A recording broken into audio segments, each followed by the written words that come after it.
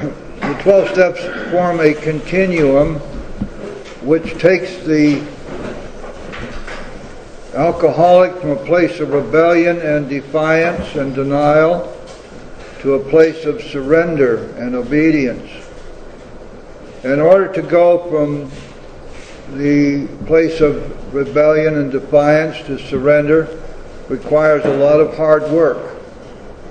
It's not complicated, but it's difficult because we have through the medium of the steps and the grace of God, we have to change our entire lives, our entire way of looking at things, our entire way of approaching life, not only as it is lived by us internally, but also life as we view it and experience it on the outside.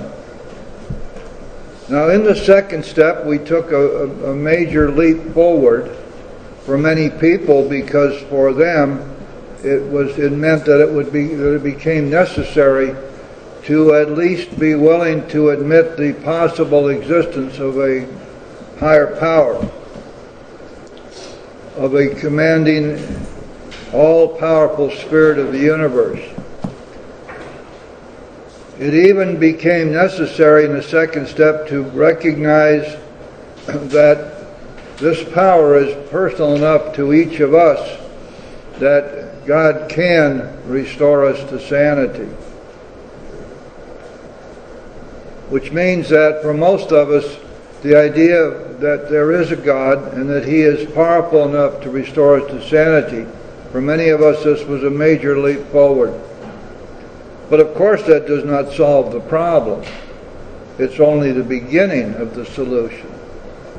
Because from now on, if we are going to be seeking to surrender and to become obedient to God's will, it's pretty obvious that we're going to have to go a lot further and do it rather quickly, as a matter of fact. Let's consider for a second what the third step is. It is a decision. It is a decision, but it is not the culmination of anything, except it is the culmination of a change in our willingness, a change in our perceptions, and a coming to understand that this is the time when we must stop playing God. The third step really is more of a recognition that the wreckage of our past is a direct result of our actions and our insanities than it is any kind of a clearing away of the things which have been causing our pain and suffering, which have been causing our selfishness, dishonesty, resentment, and fear. In the third step, we're going to come to recognize that we must stop playing God, that has not worked. We'll also come to recognize what that means. Now, there's a legitimate question which you may be asked by your sponsees, some of whom are going to be very sharp, very perceptive, and if they're thinking about this, they're going to say, now how do I get from a place where all I have done is established a belief system, the belief that there is in fact a God out there, and He does in fact have the power to restore me to sanity. I have not come to the understanding or belief that He will. I have come to the understanding that He has the power to do this. Now there must be much more that has to happen here before I'm going to arrive at this decision to take my entire life and my entire will that I've been so desperately husbanding to myself, turn loose of this and let God have it. That's a monster step. Now, how am I going to arrive at that? How do I get from that second step to the third step? Now, Paul just read something of enormous importance.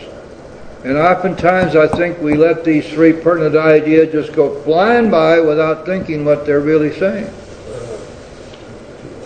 First of all, that I am an alcoholic and I can't manage my own life. Secondly, no human power is going to relieve me of my alcoholism. This includes psychiatrists, psychologists, counselors, well-meaning friends, bosses, spouses, the whole gamut, doctors, lawyers, Indians, and chiefs. No human power is sufficient to relieve me of my alcoholism. It's so critical to understand the entire depth and weight of that particular idea, because it means that we must put aside any idea that we are going to find recovery from human solutions.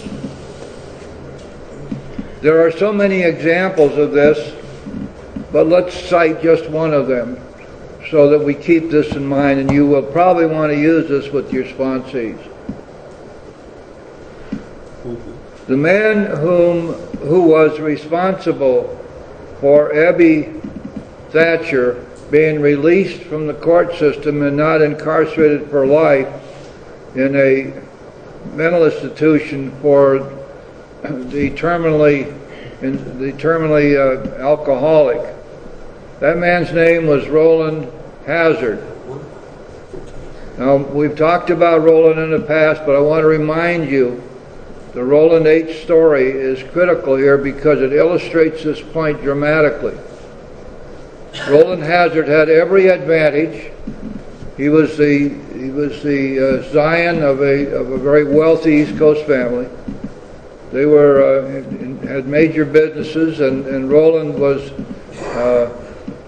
had the opportunity to be involved, and he was involved in these businesses. He was quite wealthy. The family was quite wealthy. But Roland was a drunk. And he had the money and the time and the prestige and the family that he was able to acquire the services of Dr. Jung. And Dr. Jung at that time was one of the three fathers of modern psychiatry, Jung, Adler, and Freud. Dr. Jung had his offices. He practiced psychiatry and medicine in Switzerland. Roland H. went to Switzerland and he spent a year with Dr. Jung. Dr. Jung pulled out all the stops. Roland was only there for one purpose, and that was to get well. By the time Dr. Jung finished with Roland, he knew everything there was to know about himself. There were no mysteries left. As far as the human solution went, he knew why he drank. He knew he was entitled to his feelings.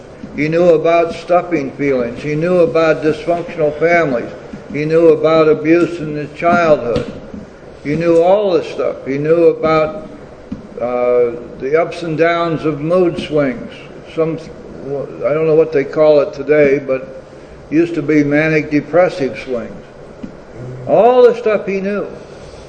Not only that, but he knew what the ravages of alcohol meant to him.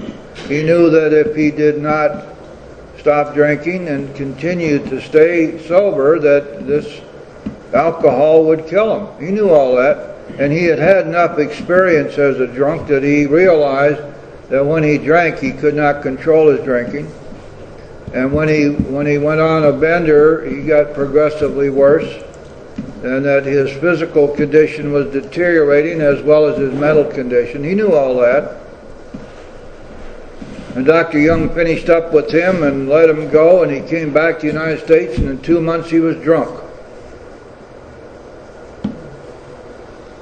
So he went back over to Switzerland and he said, "Doctor, what happened?" Dr. Jung said to him, "I can't help you. You are of that class of hopeless, helpless, chronic alcoholics for which there is no human solution. And the only possible way that you're going to be saved from this disease is for you to have some sort of massive psychic displacement, perhaps some sort of massive spiritual experience, an epiphany of some kind, and I can't give it to you. So Roland came back to the United States. And fortunately for him and for us, because if this hadn't happened, we probably wouldn't be here. He got connected with the Oxford people, and he began to work their 6 steps. And very quickly, he began to grow spiritually, and he began to put God between him and the booze. He learned that he was powerless on his own to stop drinking, and the only hope he had was to have a loving God in his life, in his spirit, in his soul, that would stand between him and the alcohol. And through the steps of the Oxford, he was able to get that. And then when he stood up for Ebby, and Ebby became a member, and Ebby in 2 months had the same result. And then when Ebby went to talk to Bill Wilson, that's when this all began for us. But the story of Roland Hazard ought to illustrate to us, and we need to remember this story. It's in the book, by the way. It's disguised, but it's in there. Pardon? You know Randall Page? Yes, I do.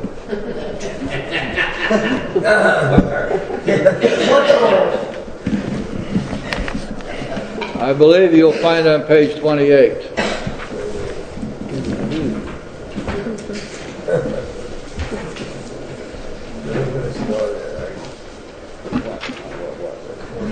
Oh, I was 2 pages off. I apologize sincerely and abjectly. Mea culpa. Page 26. What is it, 26? 2:6. Let's read it so that Brian will not go away frustrated. 26. A certain American businessman, read that, Roland H., had ability, good sense, and high character. For years he had floundered from one sanitarium to another. He had consulted the best-known American psychiatrist. Then he had gone to Europe, placed himself in the care of a celebrated physician, the psychiatrist Dr. Young, who prescribed for him. Though experience had made him skeptical, he finished his treatment with unusual confidence. His physical and mental condition were unusually good. Above all, he believed he had acquired such a, get this now, profound knowledge of the inner workings of his mind and its hidden springs that relapse was unthinkable. Nevertheless, he was drunk in a short time. More baffling still, he could give himself no satisfactory explanation. Now let's go over on page 27. Second full paragraph. The doctor said, "You have the mind of a chronic alcoholic. I have never seen one single case recover where that state of mind existed to the extent it does in you." Our friend felt as though the gates of hell had closed on him with a clang. "Is there no exception?" "Yes," replied the doctor, "there is. Exceptions to cases such as yours has been occurring since early times. Here and there, once in a while, alcoholics have had what are called vital spiritual experiences. To me, these occurrences are phenomena. They appear to be in the nature of huge emotional displacements and rearrangements. What's the promise say? Our whole attitude and outlook upon life will change. Ideas, emotions, and attitudes which were once the guiding forces of the lives of these men are suddenly cast to one side, and a completely new set of conceptions and motives begin to dominate them. In fact, I have been trying to produce some such emotional rearrangements within you. With many individuals, the methods which I employ are successful, but I have never been successful with an alcoholic of your description." Okay? Now then, the purpose of going through this part of the exercise here today was to illustrate that no human power is going to relieve us of our alcoholism. But what's the next pertinent idea? That God can and will if we seek Him. Could and would if He were sought. This is a direct promise, and believe me when I tell you this, it's true. Now then, let's consider this for a second. Okay, you say, your sponsee says to you, God can and will if I seek Him. But I've been going to church for 10 years. I've been baptized, I've been saved, I've been to retreats. I teach Sunday school, I sing in the choir, and I read the lesson every Sunday. And still I can't stay sober. What's going on here?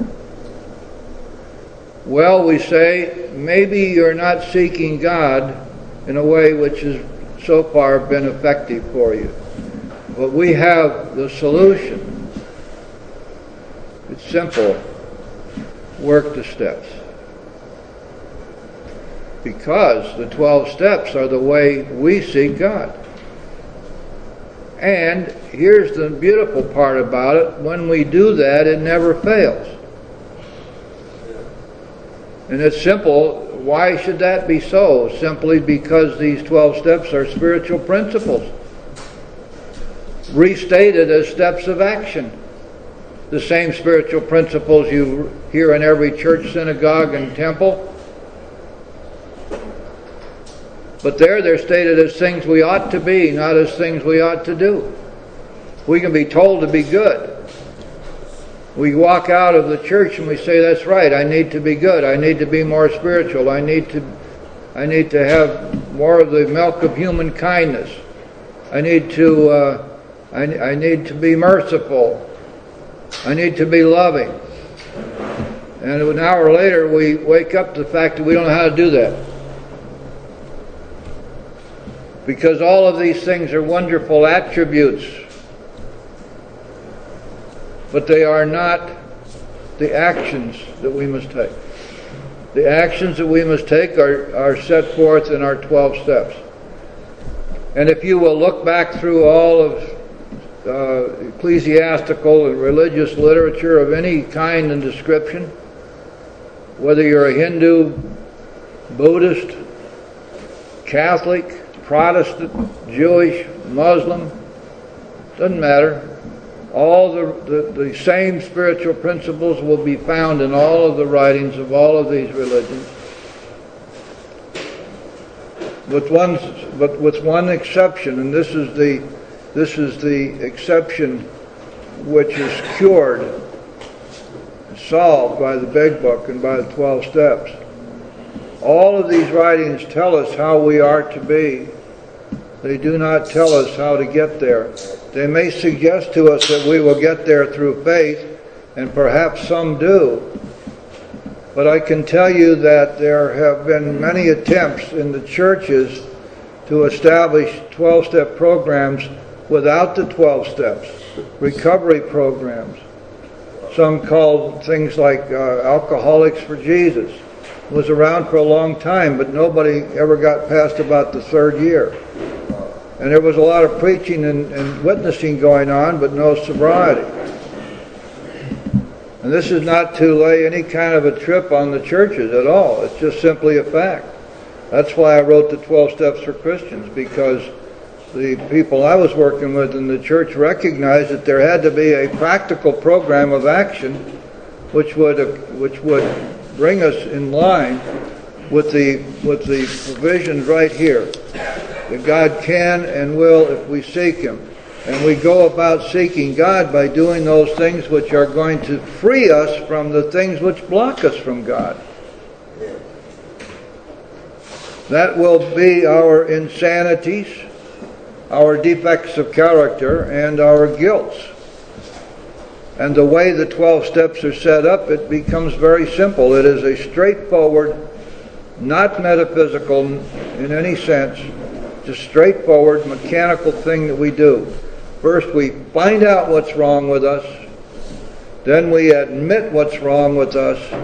And then we take it to God and say, God, these are the things that are wrong with me, and I can't fix these myself, and I need your help.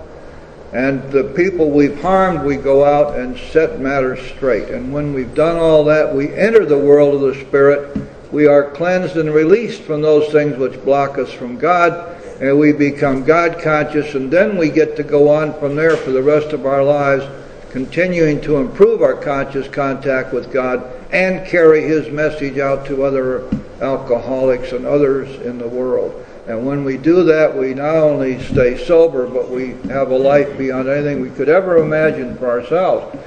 Literally it's so, and we're going to read this in maybe today, maybe next week. In this third step, we're going to find the whole program of Alcoholics Anonymous encapsulated in one sentence. That God, being all-powerful, will give us what we need, everything we need, if we do two things: stay close to Him and perform His work well.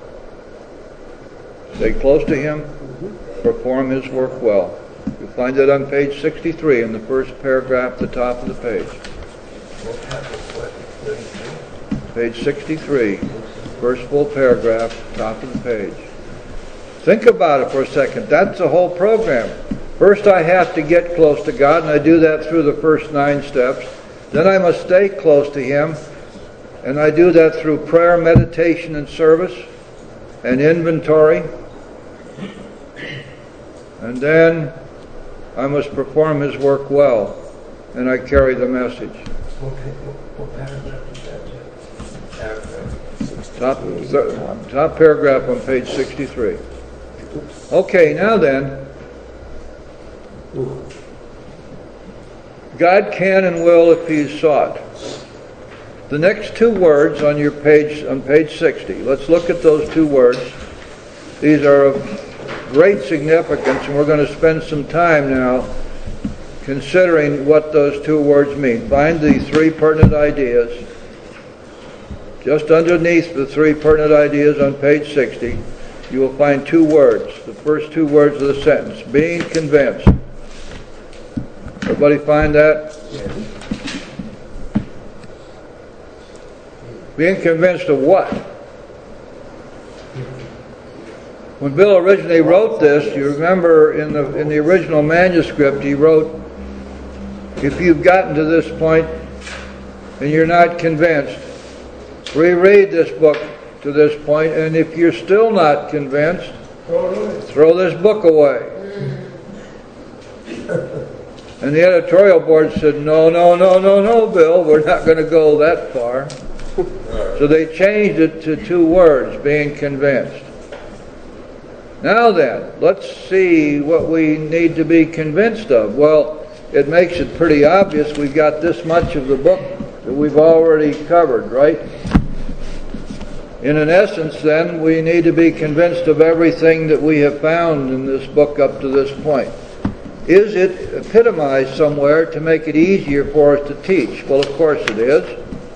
Let's go right back to page 58. We're going to find everything we need to be convinced of in the 3 pages leading up to those 2 words. Being convinced of what? It's all right here. Now, this makes it easy. And now we begin to see the total significance of listening when chapter 5 is being read at the meetings, following along in our books. And by the way, you're going to be called upon to teach your sponsees to meditate. Make sure they understand that meditation is primarily listening. They can start learning how to listen right from the beginning, as chapter 5, chapter 3, and the promises are being read. Listen. Pay attention. We need to set the example for that. Okay, let's look at the first thing that they need to be convinced of. That rarely have we seen a person fail who has thoroughly followed our path. Dr. Bob says never. Bill Wilson is supposed to have said, this is probably apocryphal, but maybe not, that he would change only 1 word in the big book. He would change rarely to never. I suspect that he definitely felt that way. I don't know whether he ever stated it. There's another way to read that sentence, by the way, which is highly instructive. Rarely have we seen a person who has thoroughly followed our path. And it's our job to change that around. That's why we do these sponsorship workshops. Because the biggest problem in AA today is a lack of good sponsorship. And I honor you folks for being here on a Saturday afternoon, week after week after week. I love the dedication that you're putting into this. Because it is you who are the hope of recovery for hundreds of people. It is you and the message you carry, which is the hope of recovery for hundreds of sore and sick, suffering alcoholics who would otherwise die. It's an awesome responsibility. A man I sponsored was talking to me the other day. We've been working together about 7 years. He said, I'm running into my great-great-grand sponsees now. This is wonderful. And I said, Danny, I told you this is what's going to happen. You aren't going to be able to go anywhere in this world 20 years from now without running into somebody who knows who the heck you are, because you're in their chain. You're in their recovery family. Now then, those who do not recover. This is pretty significant, isn't it? We're going to identify now those who do not recover, those who fail, are people who cannot or will not completely give themselves to this simple program. The word completely has great significance, doesn't it? It doesn't say, oh golly gee whiz, it'd be kind of nice if you sort of gave up every once in a while to some of what we do around here. That's the message so many people carry in the rooms these days. Oh, don't worry about that. If you knew, you don't have to work the steps, just don't drink. No matter what happens, if your butt falls off, put it in a little red wagon and drag it to a meeting. Yeah. The only thing that's important for you now to know is you just don't drink no matter what happens. For God's sakes, read the big book. When did Bill work his steps? He was still in the hospital. So there's so much of this stuff. Will not completely give themselves to this simple program. I want you to be aware of this as we go through, getting all the way back up to the three pertinent ideas. These three pages are absolutely full of what the philosophers call categorical imperatives. Absolutes. Must. Some idiots around here try to tell us there are no musts in the big book. There are no musts in the program. I think the count is 67 just for the word must alone. You know what must means in this book? It means or else. So we're looking here all the way through these pages at absolutes. Nothing here is stated in weasel words. There's no equivocation. There is none of the comparative stuff that we hear so much about. We're not comparing one thing or another here. This is all straightforward. And all of these things are stated as absolutes because that is precisely what they are. Going on with that same sentence. The people who cannot give themselves this simple program, usually men and women who are constitutionally incapable of being honest with themselves. Now, does that give us a clue as to what honesty really means in working the 12 steps? It really means self-honesty, doesn't it? You see, lack of self-honesty, self-dishonesty is one of the major symptoms of being buried in self. The selfish, self-centered person is self-deluded. And if we're not freed from that self-delusion, we don't recover. Cash register honesty and being honest with others, yes, that's important. Not necessarily because it has a spiritual significance on its own, but because when we're being dishonest, we put ourselves under additional strain and pressure and we feel guilty. And it is the guilt which is blocking us from God, not the dishonesty. But if we're not able or willing to be honest with ourselves, we'll never find out what's wrong with us. Notice what we're doing here. We're going to have to first find out what's wrong. Then we admit what we found. Then we take that to God. Third, the fourth step, fifth step, and seventh step. And it's all laid out for us, and this is all mechanical. If we just do it this, boom, boom, and boom, God removes from us those defects of character which stand in the way of us and our Creator. And we also learn whom we have harmed, and we become willing to make amends to them, and we go out in the ninth step and do it, and that sets us free from our guilt. And then we enter the world of the Spirit, and it all happens automatically. And the Big Book tells us, uses that precise word on page 85. This has happened automatically. You want to know what the promises are? The promises are the inevitable result of working the steps. You're going to get those promises whether you want them or not. As long as you're willing to do the work. Why you would not want them, I can't imagine. And that's kind of a cutesy way of saying that they're automatic. They're going to come. Just as it is equally automatic that if we do not do this work, we will drink again, and for us to drink is to die. That's automatic as well.